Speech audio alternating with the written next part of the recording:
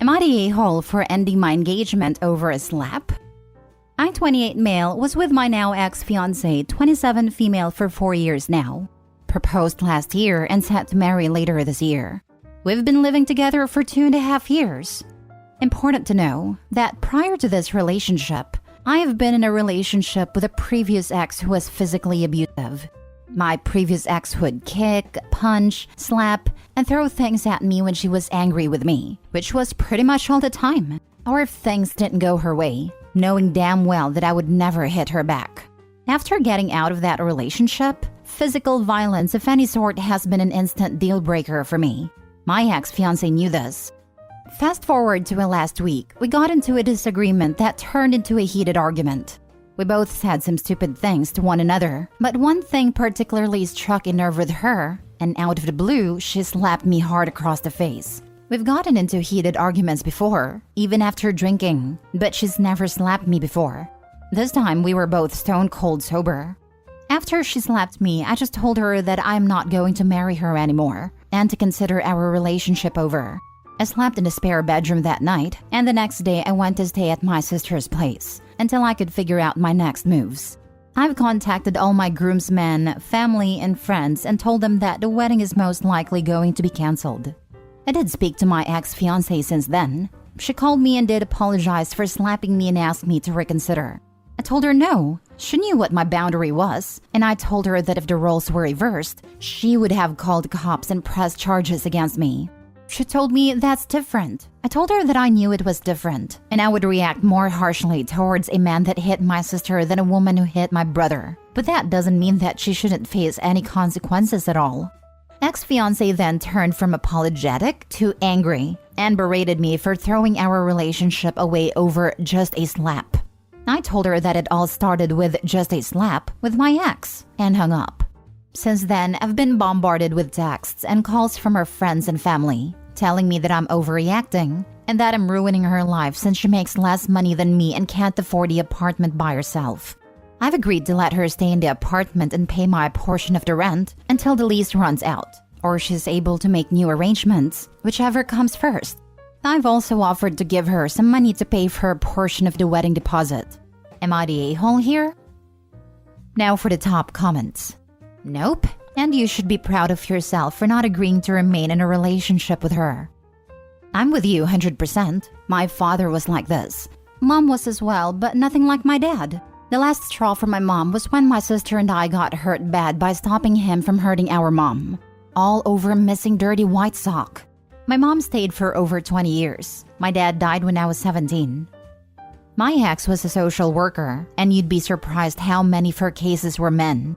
Most people don't have it in them to physically hit a loved one, hence why the harmed partner is always left feeling so confused. But the ones that do almost always escalate. Whatever that is, gender norms don't factor into it. Good for you. You deserve more than this. You deserve more than someone who says it will never happen again until it does. She overstepped a major boundary that happens to be a crime and doesn't see anything wrong with it. She said that's different, which means that she doesn't see anything wrong with it and is willing to do it again. You have been through too much to do it all again. Stand your ground, keep your value, boundaries, and that high bar. Best of luck to you. Yeah, that part really bothered me. That's different. I'm a woman, and I absolutely hate that nonsense. I had a lesbian roommate and her girlfriend used to beat her. It was constant fighting and then making up. That nonsense is toxic and he shouldn't put up with it. Another woman here, I agree. I hate the it's different attitude when a woman assaults a man. All genders should be held accountable the same way. Next story. Am I the a-hole for refusing to help cook after my wife canceled my catering order? This weekend, my wife and I are hosting a retirement party for my mom. We are expecting around 20 people. We are splitting the cost of food and beverages with my brother and his wife. During the planning process, I told everyone that I wanted to get the event catered so that no one had to spend a bunch of time in the kitchen cooking for 20 people. Everyone agreed this was a good idea, and I told them I would take care of it and placed a catering order last weekend. My wife and sister-in-law have been handling the logistics. And when I told them the cost of the catering, about $300, my sister-in-law made a comment about that being too high. I told her it comes to about $15 per person, which is basically getting everyone fed for the price of a fast food combo meal, but with much better food. Sister-in-law said that we could save a lot of money if we just cooked ourselves instead. The reason cost is an issue for sister-in-law is that they just welcomed their second child 2 months ago, and I guess they are feeling a bit pinched financially. I explained to sister-in-law again my reasoning behind wanting it catered, because I don't want anyone to be burdened with cooking for a large group, and that I will gladly pay a bit more than our fair share if that makes her feel better. That seemed to ease her mind. Unbeknownst to me, sister-in-law and my wife continued talking about it, and sister-in-law had taken it upon herself to plan an entire meal that we would cook ourselves for half the price of the catering order. Without discussing anything with me, they decided to cancel the catering order and just cook ourselves. My wife told me this last night. When my wife told me their plan, I asked them who would be doing the cooking, and she said me and her because sister-in-law and my brother would probably have to be watching their kids. I told her that since she and sister-in-law made this decision on their own, I'm not going to help with the cooking at all. I said I would gladly watch the kids while my wife and sister-in-law cook the entire meal for everyone. She told me that I'm being a jerk and sexist if I think that I can just refuse to help and make the women do all the cooking. I told her that she and sister-in-law are the ones who went behind my back and canceled the catering order, so they get to be the ones who figured the new plan out. But I'm not helping. She said that sister-in-law was concerned about the cost, and that sister-in-law confessed she was worried about money. I told her that's exactly why I had offered to pay more, but apparently that wasn't enough, and that sister-in-law and my wife just needed to be in control of this for some reason.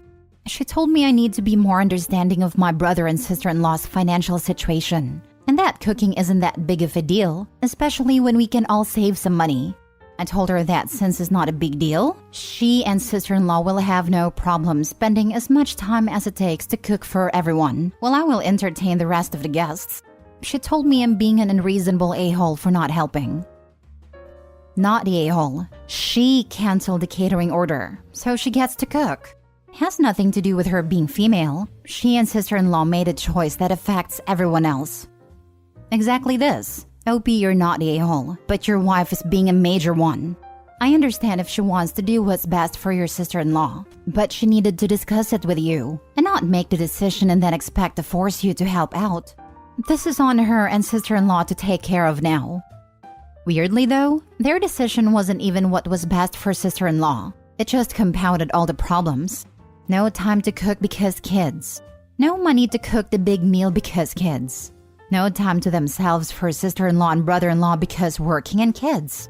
Now they get to spend all their free time cooking after work. Easy, not the a-hole. Your plan was just fine. Your wife and sister-in-law made this decision by themselves. They can cook. That was rude as heck for your wife to basically volunteer you to cook for 20 people. You offered to pay more due to your sister-in-law's financial situation, which was a perfectly reasonable solution. Your wife is also out of line for bringing sexism into this when it has nothing to do with it. Cooking for 20 people is a huge undertaking. Ridiculous. The sexism accusation was a cheap shot and would have set me off if I was OP. First thing that popped into my head was to ask her why she's being so sexist, thinking 2 grown men, one an experienced father, aren't capable of watching the kids. Next story. Am I the a-hole for not helping my wife with our newborn at night because I work early mornings and for asking my mother-in-law to leave our house? This is my first time posting here and I'm really needing some outside perspective. I'm a male 34 and my wife is female 32. We've been married for 6 fantastic years and we recently had our first child, a beautiful girl who's now 6 weeks old. Things have been tumultuous lately and I'm not sure if I'm the one being unreasonable. I work a physically demanding job in construction that starts at 6 a.m. This means I have to wake up at 4:30 a.m. to get ready and commute. My job needs me to be alert, as any lapse could lead to serious accidents. My wife is on a year-long maternity leave and has the responsibility of caring for our baby throughout the day. Here's the problem. Our newborn, as they do, wakes up several times throughout the night. My wife has been insisting that I help with these late-night feedings and changes. But I've explained to her that a lack of sleep could seriously jeopardize my performance at work and my own safety. To add more drama into the mix, my mother-in-law has moved in with us to help with the baby. However, her idea of help often involves criticizing my wife's parenting, which only adds to her stress and dictating how we should run our household. She's also been siding with my wife on the nighttime assistance issue, making me feel ganged up in my own home. I help as much as I can when I'm off work. I take on most of the cooking, cleaning, and tend to the baby as soon as I'm home till she sleeps. But the continuous pressure and lack of sleep are becoming unbearable. After a particularly heated argument, I told my mother-in-law that if she wasn't going to contribute positively, she'd need to find somewhere else to stay. My wife was upset, saying I was out of line for kicking out her mother. I feel bad, but I also think that the current situation isn't sustainable.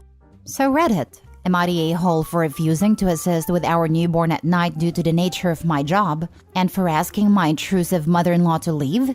Edit. I should also mention that I have 2 stepsons from my wife's previous relationship. In addition to my work and the baby duties, I also pick them up from school, help them with their homework, and take them to their sports practices after I get off work. It's not just about the newborn, we have a whole family to take care of. So it's not like I'm lounging around sipping a beer post-work. Balancing all these responsibilities is what makes the situation so challenging. Thanks for the feedback though. Now for the top comments. I've been married 28 years, 2 kids 25 and 15. My husband also worked construction during the younger years, and we ran our own construction business as they got older. Having a newborn is hard. It takes everything out of you and can be extremely stressful. I always took it upon myself to be sure and be up with the baby during the night so that he was able to sleep and be ready for those early morning work hours. When he came home, he helped me with the babies, and if I needed it, I took a nap while he did that. I stayed home and I did as much as I could to make things easier for him, as I worked a high-stress, physically demanding job outside home. But we always made sure that each of our needs was being met and communicated with each other. This is the key. What are your needs? What are your limits? What do each of you expect from each other? Being tired after a baby clouds and everything can be super emotional for everyone, especially the mom. It would help if you guys can talk this out and lay out your terms, so to speak. Get a schedule and stick to it so that you both are comfortable and feel heard. The mother issue is a whole other thing. Sometimes it can be helpful and sometimes a real nightmare. I wish you guys the best. I guess my judgment is everyone needs to be open and have more grace for each other during this time. The only thing I have to add is it only takes a few minutes to change a diaper and give the baby to your wife for feeding, which takes much longer. You can contribute this way and still get enough sleep. You may only get up 2 or 3 times in the night for 5 minutes. It's not bad at all. Huh? You think waking up 3 times a night for 5 minutes will give you a good night's sleep/rest? Weekends maybe, but doing that when he needs to work the next day for extended period of time is a surefire way to get into an accident as a construction worker. I don't know why people keeps ignoring that he works in an accident-prone sector. There's no negotiating with sleep in vocations like these. It's the same with truckers and surgeons, and whatever job that needs utmost concentration, or else you die or someone else die. Everyone sucks here. You don't get to toss out your mother-in-law, who was apparently there at your wife's request. Under normal circumstances, I would say it's 2 yeses for any house guest. But this period of time postpartum is an exception to that rule.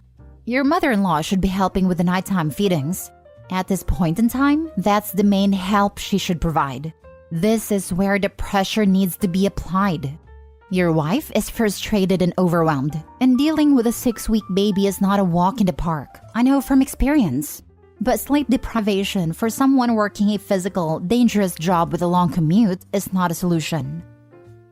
Last story. Am I the a-hole for not throwing my husband a birthday party? My 35 female had my son a few weeks ago. My husband 40 male has been a huge help with taking care of the house, cooking, and cleaning. I let him know frequently how much I appreciate everything that he does. My family also helps with taking care of our son. My husband's 40th birthday was this past weekend, and he made it clear he didn't want a huge party. So, I invited a few of his closest friends and family to go out for a nice dinner at his favorite restaurant. A few people couldn't make it, and it ended up being a very small dinner. I was exhausted the night before as the baby was up until 3 a.m. I did notice that my husband was quiet during dinner and hardly touched his food. When we got home after dinner, my husband looks at me with an angry expression on his face. He starts screaming that I ruined his 40th birthday, that him telling me he doesn't want a huge party meant that he did. I was so tired that I just burst into tears and haven't spoken a single word to him except when it's about the baby.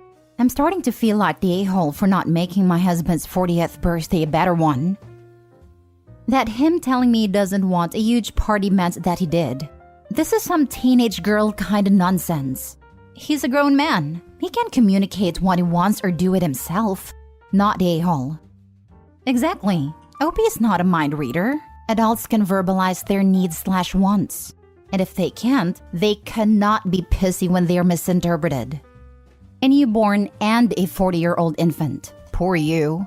You're not at fault for not knowing that not wanting a big party means wanting a big party. Your husband is a grown man, of full maturity, and should know how to ask properly for what he wants.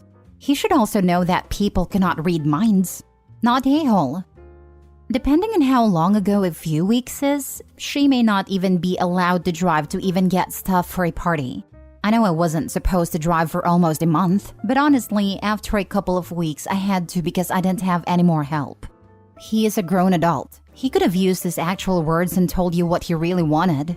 He didn't, so that is on him. You did a lovely thing. My 30th was a week after having my second. I could barely function, so we stayed in and just had tacos and it was fine. Not what I expected for a milestone birthday, but definitely what was needed for those circumstances, and it was nice. Not a-hole, you just gave birth. He can plan his own birthday party. Absolutely. Even if he communicated that he wanted a big party, she had a baby a few weeks ago. Absolutely not on her to plan it.